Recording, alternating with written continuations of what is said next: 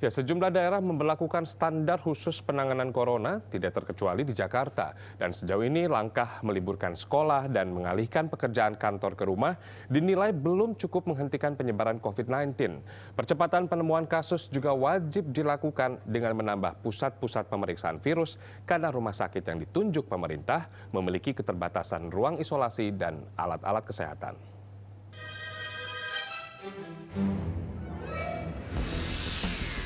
Di tengah maraknya wabah COVID-19 alias Corona, ribuan tenaga kerja asing di kawasan industri Kabupaten Karawang, Jawa Barat malah belum menjalani pemeriksaan kesehatan sama sekali. Disnaker Trans dan Dinkes Kabupaten Karawang baru akan memeriksa sekitar 3 ribuan TKA yang bekerja di berbagai bidang kerja industri. Penanganan ini tenaga kerja asing kita memang sudah kita lakukan. Untuk penanganannya memang kita sudah tim akan bekerja sama dengan Dinas Kesehatan. Bahkan dari total 6 kawasan industri di Kabupaten Karawang, baru kawasan Surya Cipta yang telah disosialisasi tentang aksi waspada antisipasi virus corona. Bahkan Disnaker Trans Kabupaten Karawang masih membuka kesempatan bagi para calon tenaga kerja Indonesia untuk bekerja ke luar negeri. Takut kekurangan belanja aja, Pak. Sama corona nggak takut ya? Kiat-kiatnya jaga kesehatan, terus ya itu aja Pak, banyak apa sih, mesti antisipasi diri sendiri lah, jangan terlalu banyak keluar yang tidak dibutuhkan gitu aja. Emang rencana mau berangkat kemana? Taiwan. Para calon TKI dan TKW yang akan bekerja ke Malaysia, Taiwan, dan Thailand masih diizinkan asalkan lolos serangkaian tes kesehatan yang diterapkan Dinas Kesehatan.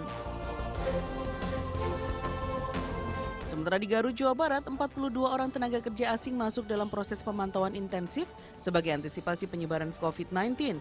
Warga juga diminta proaktif dan kooperatif melapor jika merasakan gejala batuk, pilek, dan panas demam. Untuk pelayanan publik, perkantoran itu tetap berjalan seperti biasa. Rumah sakit, puskesmas, pelayanan SAPI dan yang lain tetap seperti biasa. Bahwa lalu lintas untuk tenaga kerja asing, tenaga kerja Indonesia itu akan dilakukan pemantauan secara intensif. Sementara itu, seorang warga Garut kembali masuk ruang isolasi khusus corona RSUD Dr. Slamet Minggu malam. Pasien perempuan ini dirujuk dari salah satu rumah sakit swasta dengan gejala demam tinggi, batuk, dan sesak nafas. Petugas mengenakan alat pelindung diri lengkap saat mengevakuasi pasien dari ambulans menggunakan kursi roda. Riwayat medis pneumonia membuat pasien ini masuk kategori PDP atau pasien dalam pengawasan. Upaya pencegahan juga dilakukan di lingkungan Pemkot Parepare, Sulawesi Selatan dengan cara memeriksa tubuh para ASN dengan thermal scanner. Hasilnya ditemukan 3 orang ASN memiliki suhu tubuh tidak normal, sehingga harus menjalani pemeriksaan medis. Per hari ini, sebagian besar ASN diperbolehkan bekerja di rumah, kecuali mereka yang bekerja di sektor pelayanan publik. Melihat berbagai kasus ini, sudahkah pemerintah dinilai cukup serius mengatasi wabah ini? Terutama terkait kemampuan dan fasilitas di sejumlah fasilitas kesehatan dan rumah sakit. Perhimpunan Dokter Emergensi Indonesia atau PDEI pun meminta pemerintah menambah pusat pemeriksaan corona serta menutup wilayah tertentu atau lockdown demi membendung penyebaran virus mematikan ini. Membuka senter-senter pemeriksaan yang lebih banyak. Karena kalau hanya tersenter pada satu senter pemeriksaan, maka itu akan membutuhkan waktu. Tapi kita juga harus antisipasi jika memang itu harus dilakukan lockdown. Harus disiapkan juga itu sebagai pilihan terakhir, tapi itu adalah sebuah contingency plan yang harus disiapkan oleh wilayah-wilayah tertentu ataupun baik itu oleh pemerintah pusat atau pemerintah daerah. Sejauh ini, langkah meliburkan sekolah dan mengalihkan pekerjaan kantor ke rumah dinilai belum cukup menghentikan penyebaran COVID-19. Percepatan penemuan kasus juga wajib dilakukan dengan menambah pusat-pusat pemeriksaan virus karena rumah sakit yang ditunjuk pemerintah memiliki keterbatasan ruang isolasi dan alat kesehatan. Sementara di sisi lain, strategi politik dan strategi komunikasi pemerintah dalam penanganan virus corona sangat perlu diperbaiki.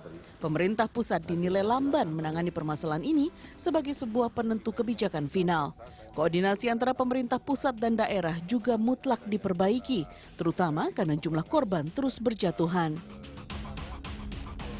Harus ditunggu adalah koordinasi antara pemerintah pusat dengan pemerintah daerah ini seperti apa. Itu yang pertama. Yang kedua juga adalah respon yang cepat dalam kaitannya dengan sosialisasi kepada masyarakat, kepada publik. Nah, sosialisasi ini menurut saya agak lemah ya. Dan itu masyarakat butuh itu. Butuh sebuah first and urgent respon ya dari pemerintah, dan ini lagi-lagi adalah sebuah manajemen krisis yang memang betul-betul bisa dibaca oleh publik bahwa pemerintah siap dalam merespon dalam menghadapi virus corona ini. Namun publik juga perlu memahami, setiap kebijakan membutuhkan proses dan adaptasi. Maka, setelah pemerintah menentukan kebijakan dan arahan, giliran masyarakat yang wajib mendengar, mematuhi, dan saling mendukung. Tujuannya hanya satu, memerangi pandemi global ini demi kesembuhan dan kesehatan bersama. Tim Liputan Trans 7.